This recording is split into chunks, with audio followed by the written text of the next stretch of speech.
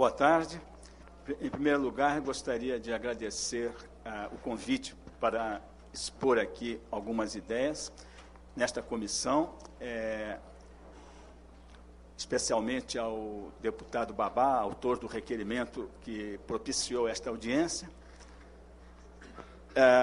Inicialmente, devo dizer que é pena que não haja muitos membros da comissão, mas eu estou certo de que o que foi exposto aqui pelos meus predecessores será levado ao conhecimento deles, porque são coisas da maior importância.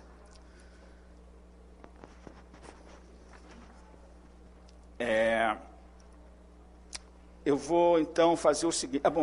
talvez eu não possa resistir a fazer um rápido comentário ao que foi dito pelos que me precederam aqui, que é o seguinte, que essas coisas, quer dizer, o que se infere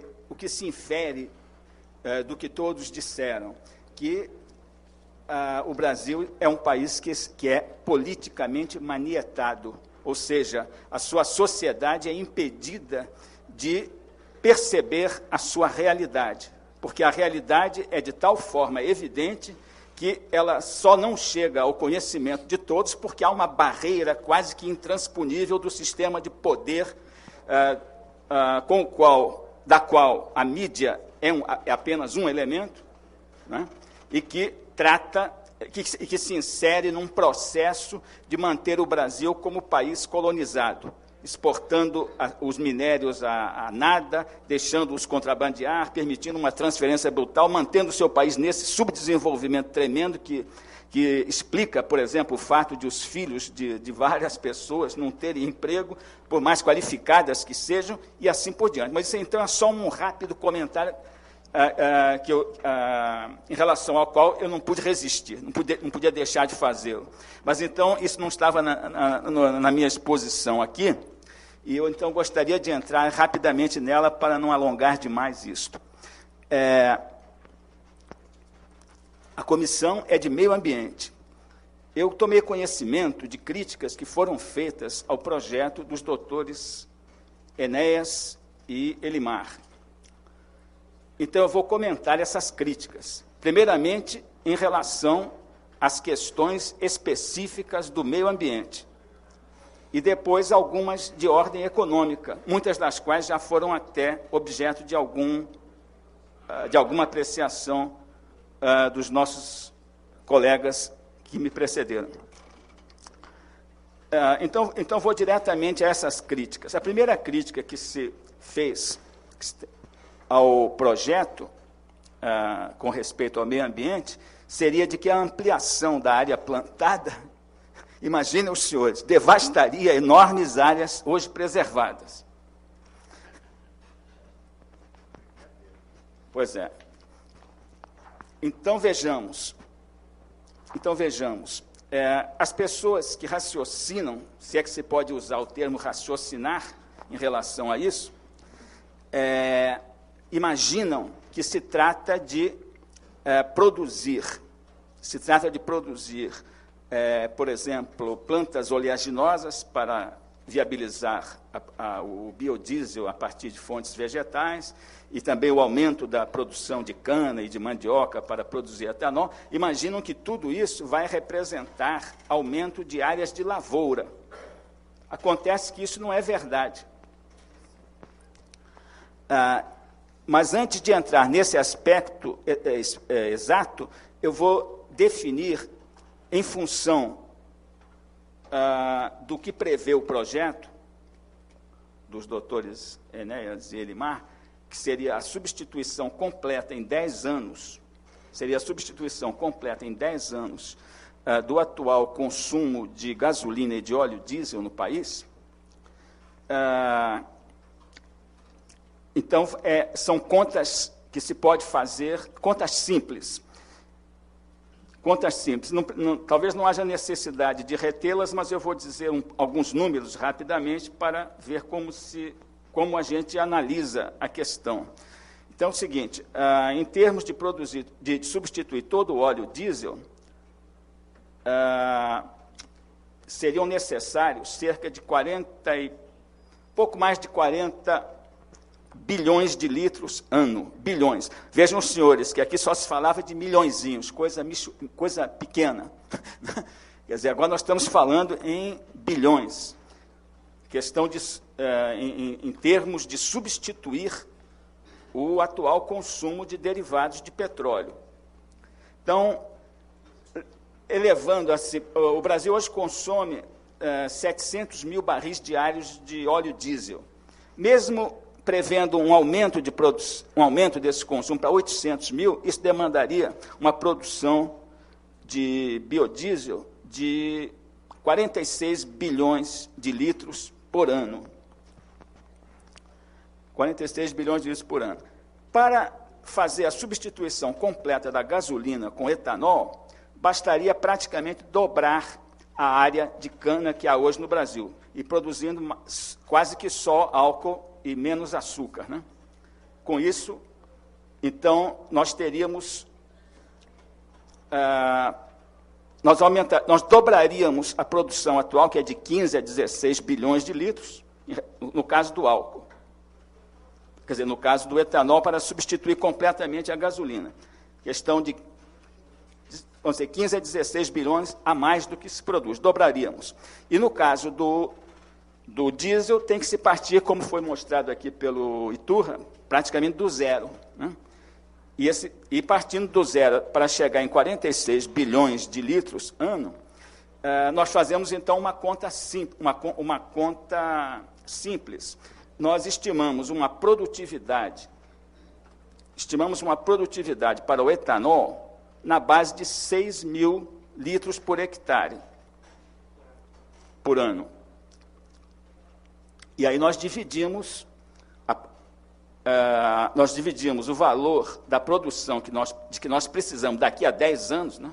Que seria uma coisa feita gradualmente. Então, daqui a 10 anos, nós precisaríamos, no caso do que substitui completamente a gasolina, ter cerca de 32 bilhões de litros. E no caso do biodiesel, cerca de 46 bilhões. É só fazer uma conta. Bom, no caso do álcool, na base de 6 mil litros por hectare ano. No caso do biodiesel, são várias plantas, nós temos o Dendê com alta produtividade, mas temos outras que têm produtividade mais baixa. Então, para sermos conservadores, nós fizemos um cálculo na base de 3.500 litros por hectare. Então, é só dividir os valores de que se precisa daqui a 10 anos por esse rendimento por hectare. Então, nós chegamos à área que vai se precisar usar, a terra que vai ser precisa para realizar essa produção. A coisa é simples. Então, os resultados dessa conta deram o seguinte, que nós precisaríamos, no caso do etanol, apenas mais 2,5 milhões de hectares. Nós dobraríamos a área utilizada hoje no Brasil. No caso do biodiesel, nós precisaríamos, como a produtividade é um tanto menor e a necessidade é maior, então nós precisaríamos de usar mais de 15 milhões de hectares.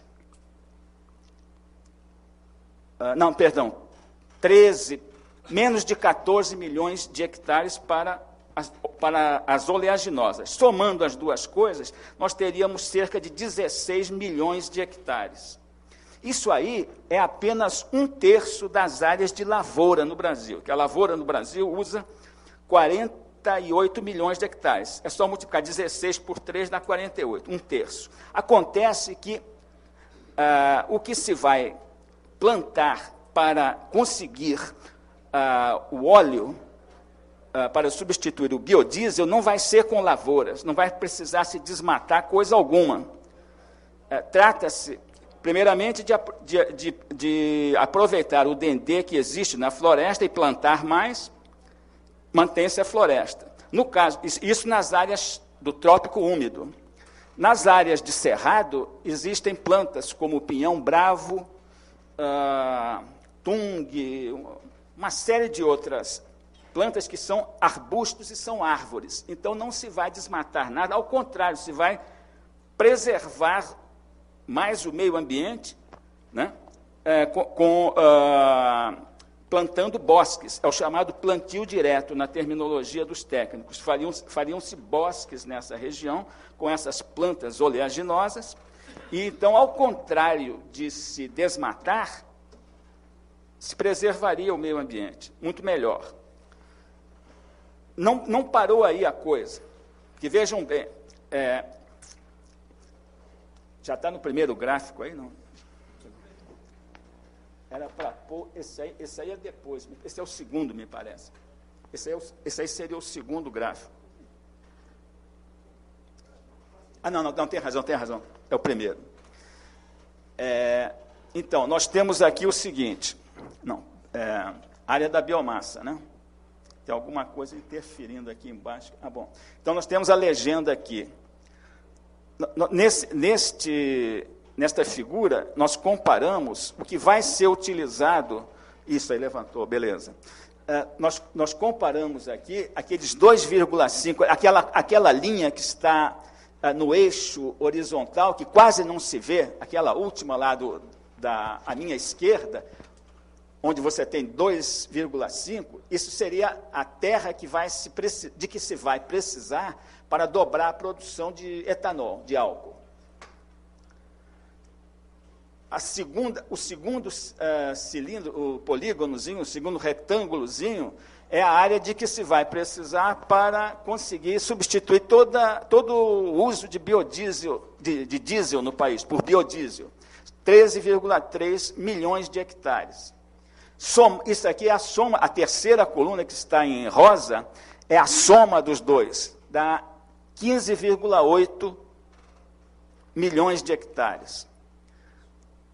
Esta coisa enorme aqui, que são 376 milhões de hectares, é a área que o IBGE diz que existe no Brasil disponível para a agricultura. Mas a coisa ainda não acabou aí, não. Quer dizer, então, o percentual então, é ridículo disso aqui em relação a isso. Mas há esse outro elemento qualitativo a que eu me referi inicialmente, que é o fato de que você não vai precisar desmatar nem isso aqui, que já é uma percentagem ridícula da área de terras disponíveis. Você não vai precisar usar isso porque, em termos de desmatar, em termos de prejudicar o meio ambiente, porque você vai plantar sobre a vegetação natural, não vai desmatar, você vai fazer bosques no cerrado, você vai aproveitar os elementos do ecossistema das florestas, então você não vai, no caso do dendê, por exemplo, então você não vai, vamos dizer, estragar ambientalmente nem isso aqui, nem esse mísero percentual das terras disponíveis. Com isso, nós passamos ao segundo, por favor, aí, colega. Então, este outro gráfico é para, depois de nós termos enterrado a objeção, esta aqui é para jogar a pá de cal. A objeção já foi enterrada, agora só falta, né, jogar a pá de cal e tal, o caixão já tinha sido fechado há muito tempo. Então, nós passaremos aqui para esta seguinte. Então, este retângulo em cor roxa é a área total de lavouras que já está ocupada no Brasil. A área total ocupada por lavouras no Brasil, aquele 48 ali. Vejam que coisa tremenda, coisa incrível. Essa coisa imensa aqui de 250 milhões de hectares, sabe o que é? Pastagem, área de pastagens. Quer dizer, o maior desperdício de terra no mundo, e aí é que se desmatou muito para fazer pastagem, para criar bois, para vender carne de graça para o pessoal lá dos países desenvolvidos comer bife barato. Né? Quer dizer, então, desperdício, quer dizer, nós estamos falando para uma comissão de meio ambiente, onde houve alguém que lançou críticas que eu estou demonstrando serem infundadas. Então, o que é que nós temos no Brasil? Essa coisa espantosa de que isso aqui é mais de 5, a área para pastagem de boi, num país onde o povo passa fome, não é verdade? O povo passa fome, né?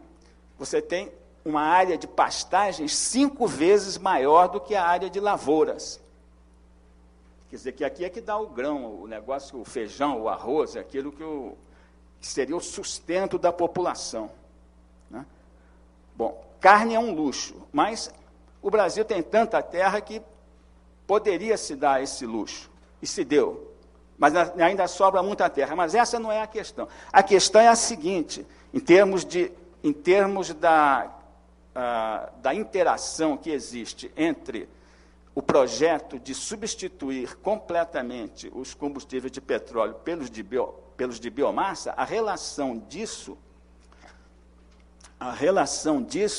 com essa questão aqui, com a questão do meio ambiente, que a biomassa vai ter uma característica de que ainda não falamos e que vai em cima exatamente disso aí.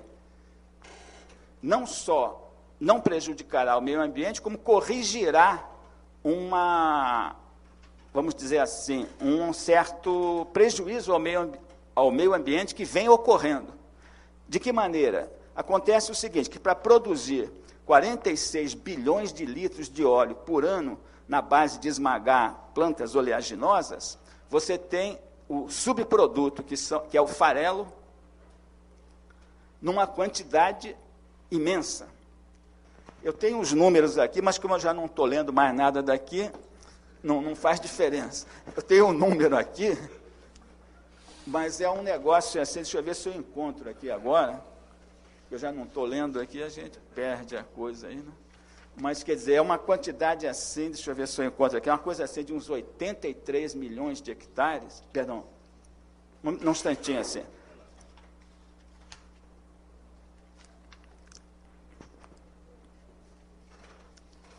Bom, depois nós encontramos isso aí e a gente completa. Mas a questão é a seguinte, nós poderíamos, com o farelo, que é um subproduto do esmagamento, né, da planta oleaginosa que produz o óleo, com esse farelo, nós teríamos a possibilidade de economizar 40% disso aqui, das terras que estão sendo usadas em pastagem. Ou seja, o gado podia comer um pouco menos de capim, né?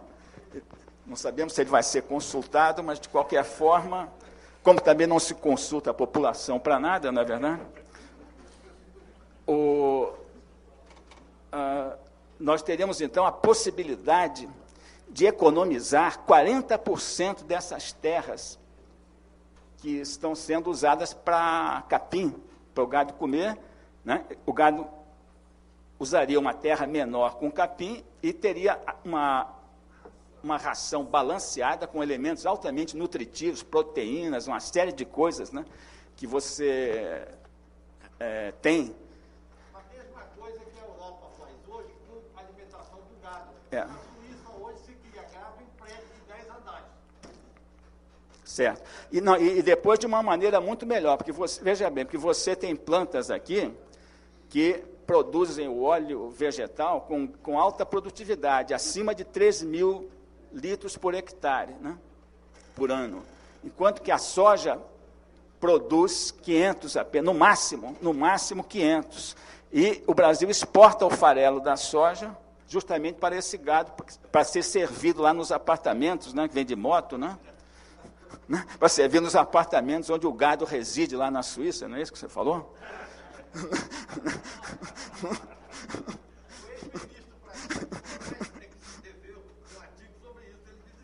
Certo. Muito bem, mas então você teria uma coisa, e você devastaria muito menos matas, porque que você tem que plantar, a soja ocupa uma área muito maior do que isso aí ocuparia, tá certo? É outro elemento que eu nem ia falar, mas que complementa, porque já era tanta coisa aqui.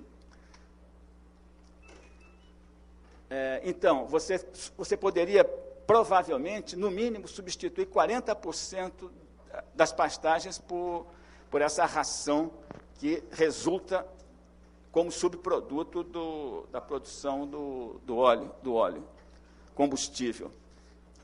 Esses 100 aqui... então, esses 40% de que eu estou falando são 100 milhões de hectares que você recuperaria. Você poderia reflorestar essa área que foi economizada das pastagens. Você poderia reflorestar essas áreas, está aqui em verde. 100 é 40% de 250.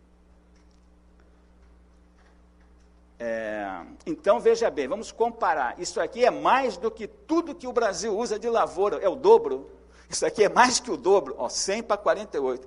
Tudo que o Brasil está ocupando como lavoura é a metade do que você poderia reflorestar graças ao programa da biomassa, um programa completo. Esses 15,8 eu coloquei aqui novamente, é aquele mesmo que veio lá do nosso gráfico anterior, que é o que você usará de terra com o programa da biomassa. Sendo que, disso aqui, grande parte não desmata nada, porque vai ser feito em bosques.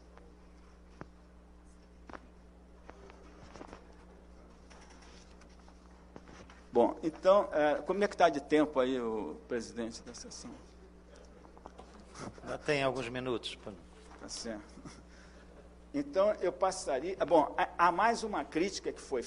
Eu tenho a impressão que o que eu disse seria suficiente para encerrar o assunto do desmatamento. Há uma outra crítica ainda referente ao meio ambiente, que eu vou comentar muito rapidamente, porque ela já está quase prejudicada pelo que eu disse. Mas foi feito um comentário de que o desmatamento das nossas florestas para a produção de lenha estaria em sintonia com o projeto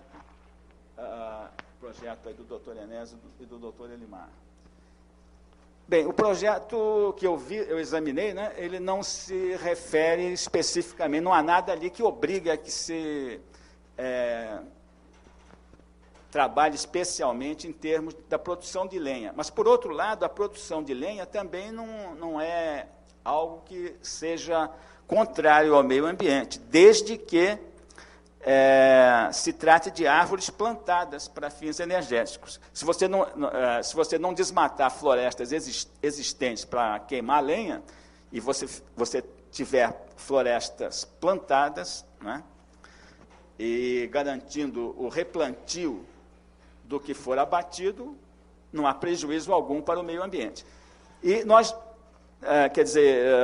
e pelo que eu entendi, o foco principal do projeto estaria na questão dos óleos vegetais e de dobrar a produção do álcool. Mas quer dizer, ele também que eu entenda, o projeto não impede o uso da lenha, ao contrário, o uso da lenha como uma fonte de energia, mas, naturalmente, a legislação já prevê, inclusive, que seja feito desse modo que eu mencionei. Então, com isso, eu encerro a parte referente às objeções, digamos, ambientais. Aliás, é uma coisa quase que ridícula, né? Basta a gente atravessar a rua e levar uma baforada daqueles caminhão movido a óleo diesel para a gente saber a diferença, né? Mas, em todo caso,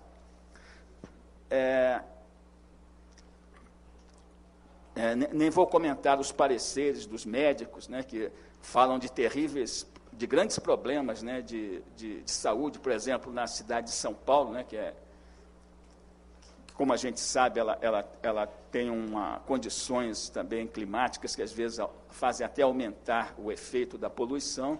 Então, nós sabemos todas as doenças. A questão nós teríamos uns números também sobre a questão como é que chama, da correção das emissões do dióxido de carbono, mas isso já foi comentado aí pelo Dr. Milton e por outros, né? Então, eu passaria rapidamente aos efeitos econômicos, né? Então, quando a gente falar dos efeitos econômicos, aquilo salta aos olhos, né, o que foi comentado já pelos nossos predecessores. Que absurdo, como é que... porque uma coisa interessante é a seguinte, foi mencionado com muita propriedade que que a questão da biomassa é uma questão de segurança nacional, é uma questão independentemente do mercado. Agora, acontece uma coisa interessantíssima, que, em termos de mercado, vamos considerar assim, é uma coisa seria uma coisa altamente beneficiosa, em termos de mercado, porque, em primeiro lugar, mesmo sem o Brasil fazer nada, o doutor Iturra mostrou aqui que o Brasil não fez nada ainda em matéria de biodiesel. A não ser conversa fiada, houve muita, né? E muito comentário, muita discussão, mas realização não houve nada. Não é verdade? Então, sem haver sido feito nada, já se demonstrou que o custo de produção do óleo a partir de plantas no Brasil é extremamente econômico. Ele pode, por exemplo, ser vendido, eu vou considerar preços de produtor, né? Porque quando a gente coloca os impostos todos, o preço final complica, né? Vamos colocar preço de produtor, você já pode produzir, em experiências que já foram feitas, óleo vegetal a 50 centavos de real o litro. Hoje o óleo diesel de petróleo, vamos dizer, já está passando o preço do petróleo bruto, está passando de $60. Mas se for a $60, só o preço mundial do petróleo, o preço de produtor do petróleo, do litro, né? Que o petróleo é em barril, né? São 156 litros, né? A conversão, né? Um barril. Então, fazendo aquelas contas todas, o custo de produtor, quer dizer, sem transporte, distribuição, comercialização, nada, o preço de produtor do óleo diesel sai cerca de R$1,20. Quer dizer, então, se o óleo vegetal for a 60 centavos, é a metade. Isso hoje. Imagine ao longo de 10 anos de produção em larga escala, né, com a tecnologia sendo mais dominada, com a própria evolução da produção. Quer dizer, é uma diferença abissal. Quer dizer, então, do ponto de vista econômico, é uma coisa clara. Também o custo do álcool é visto aí na prática. Quer dizer, o preço de produção dele também não deve passar de 50 centavos, preço de produtor. Então, está claramente demonstrado que isso aí seria altamente beneficioso para o Brasil. E nós fizemos também uns estudos sobre o que você precisaria investir para viabilizar toda essa produção aqui. Porque nós não falamos em dinheiro até agora, nós tínhamos só discutido a questão da área que ia ser ocupada, né? Em termos de dinheiro, nós estamos estimando que, no máximo, você substituiria todo o diesel e toda a gasolina em 10 anos, investindo R$4 bilhões por ano, uma mixaria. O que são R$4 bilhões?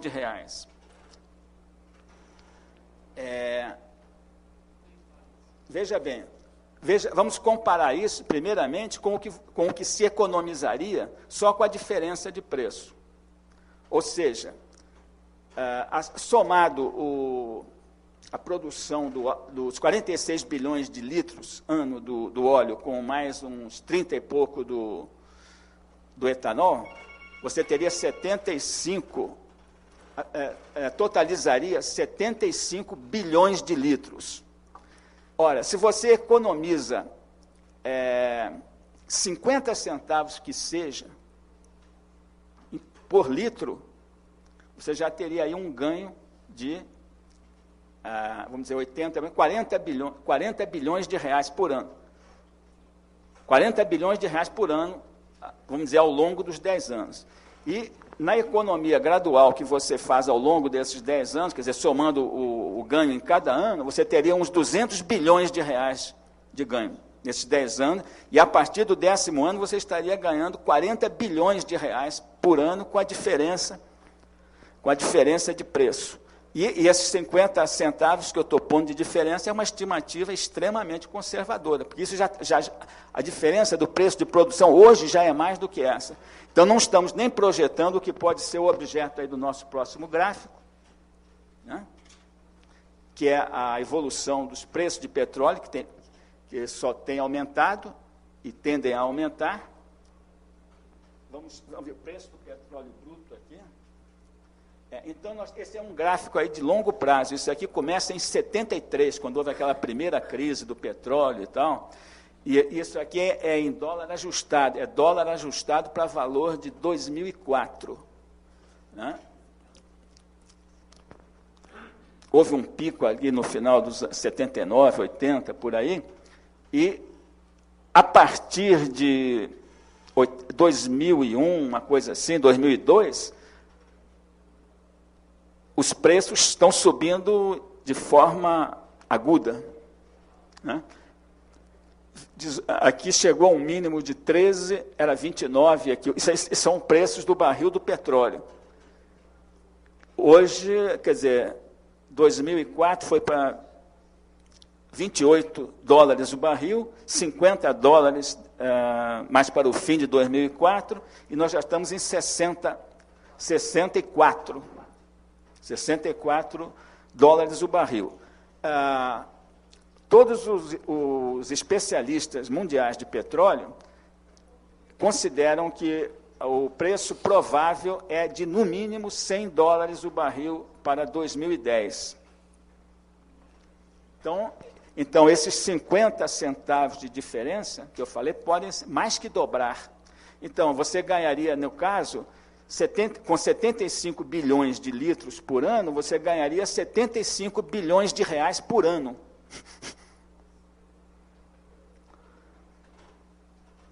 Ao longo de, quer dizer, no 10º ano. E, ao longo dos 10 anos, você teria economizado mais de 300 bilhões de reais. Tudo isso investindo 4 bilhões, tudo isso investindo 4 bilhões por ano. Quer dizer, onde esbarram todas as coisas que têm determinado que nunca se fez nada, com todo esse potencial, com toda essa mina de ouro,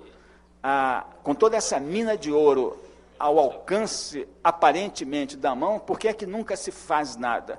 Porque a política não quer o desenvolvimento do país. É o óbvio, ululante. Muito bem. Comparemos. O Brasil gasta, os senhores sabem quanto de excesso de taxa de juros? Eu não estou dizendo quanto o Brasil gasta em juros. Eu estou dizendo quanto o Brasil gasta além do que gastaria se pagasse taxas de juro razoáveis. Se pagasse 5% de juros na dívida pública, em vez dos atuais 20%, no caso da dívida mobiliária, nós estaríamos economizando cerca de 160 bilhões de reais por ano. O setor privado, ou seja, as empresas e os particulares, também pagam em excesso de juros pelo menos 100 bilhões de reais por ano. São 260 bilhões... Não é meu? O meu está desligado. Quer dizer, então, somando os dois, paga-se no Brasil 260 bilhões de reais por ano. Quer dizer, atira-se pelo ralo, coloca-se no bolso dos concentradores econômicos, essa quantia. Então, e veja bem, tudo que você quer fazer no Brasil, a coisa mais pequena, mais ridícula, mais desprezível, em relação a ela, a resposta é a seguinte: não há dinheiro. A área econômica, a política econômica, não só no atual mandato presidencial, mas nos anteriores, a política econômica sempre exerce uma ditadura que age da seguinte maneira: qualquer coisinha que seja de interesse do país, em relação a ela se diz, não há dinheiro. Então, eu já respondi essa questão. Aqui são 4 bilhões para realizar a substituição completa, mas eles dizem que não há dinheiro nem para fazer aquela coisa ridícula lá dos 2% lá que é uma coisa absolutamente risível, né? A meta que existe aí. Quer dizer, mas até para isso eles vão dizer que não há dinheiro. E o Banco Central não vai permitir juros especiais, favoráveis, nem para aqueles projetos, né, que são microprojetos, não são nada. Nós teríamos bem mais o que dizer, mas eu acredito que o que foi dito é suficiente.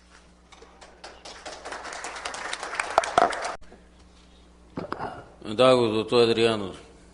Eu não pretendia tomar mais tempo da Assembleia, mas, então, eu aproveito o comentário do doutor Milton para dar um esclarecimento a respeito. É que eu tenho a impressão que, no projeto, não seria possível prever, vamos dizer assim, os mecanismos do Estado que vão operar isso por causa da Constituição. Ou seja, a Constituição não deu, assim, toda essa condição de legislador para os legisladores. Ou seja, a Constituição podou, né?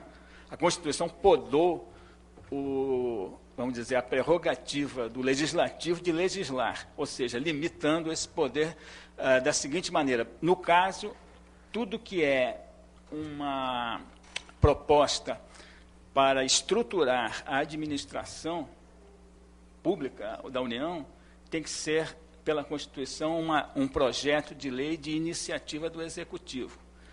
Eu tenho a impressão também que foi feita uma indicação à presidência, uma indicação à presidência da República com alguma coisa nesse sentido, né? Mas, logicamente, eu tenho a impressão que, se houvesse alguém no Executivo disposto, faria logo o que eles estão fazendo aí, que é uma medida provisória, né? E resolveriam isso de uma forma... Né?